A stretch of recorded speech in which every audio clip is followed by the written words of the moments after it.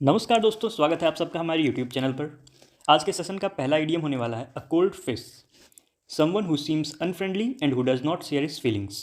कोई ऐसा व्यक्ति जो ज़्यादा किसी से मिले जुले ना और अपनी फीलिंग्स ज़्यादा शेयर ना करे। My neighbour is a bit of cold fish, she rarely smiles और टॉक टू एनीवन। मेरी नेबर है वो एक कोल्ड फिश है, मतलब कि वो किसी से ज़्यादा मिलती जुलती नहीं है और अपनी फीलिंग्स शेयर नहीं करती है। She rarely smiles or talks to anyone.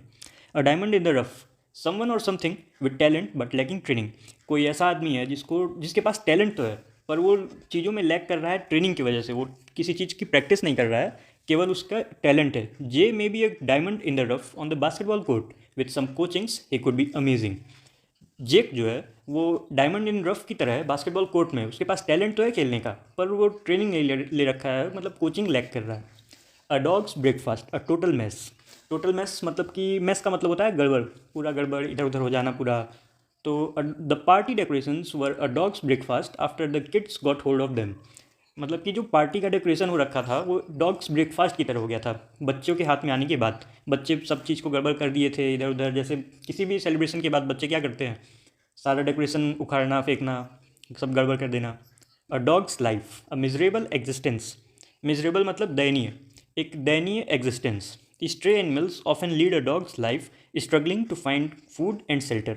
जो भी स्ट्रे एनिमल्स होते हैं, जो भी पालतू नहीं होते हैं, सड़क पे घूम रहे होते हैं, वो बहुत ही मिजरेबल लाइफ जी रहे होते हैं, अ डॉग्स लाइफ जी रहे होते हैं। स्ट्रगल करते हैं अपने फूड के लिए, शेल्टर के लिए, बहुत ही दयनीय ज़िंदगी जी रहे होते हैं।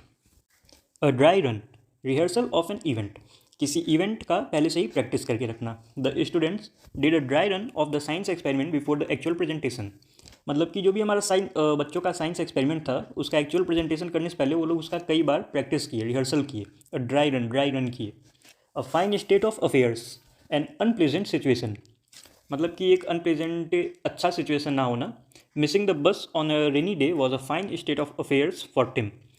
रेनी डे पे बस को मिस कर देना कोई प्लेजेंट सिचुएशन तो हो नहीं सकता है, ख़राब ही होगा, उसके लिए काफ़ी अनप्लेजेंट था, a fine state of affairs था।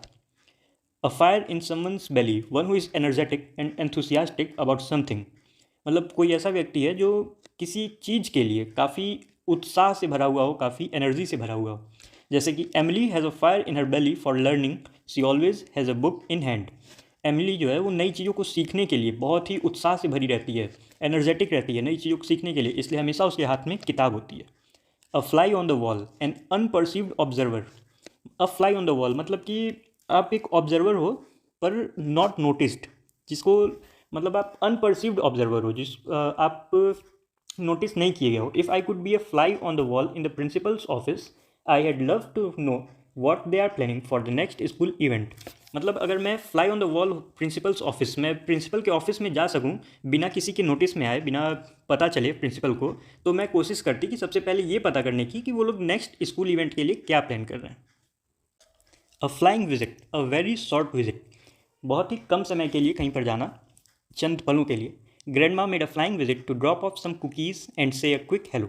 ग्रैंड माँ घर आई थी केवल कुछ समय के लिए, बहुत ही कम समय के लिए, केवल कुकीज़ देने के लिए और हेलो बोलने के लिए। तो ग्रैंड माँ ने फ्लाइंग विजिट किया, वेरी शॉर्ट टाइम के लिए आई। A golden mean middle course between two extremes.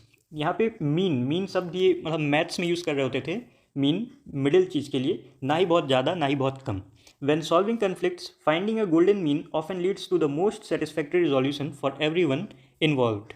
किसी भी कन्फ्लिक्ट को सॉल्व करते टाइम गोल्डन मीन यही होता है कि ना दोनों में से किसी की भी तरफ ना जाके बीच का रास्ता अपनाने का, मीडिएट करने का।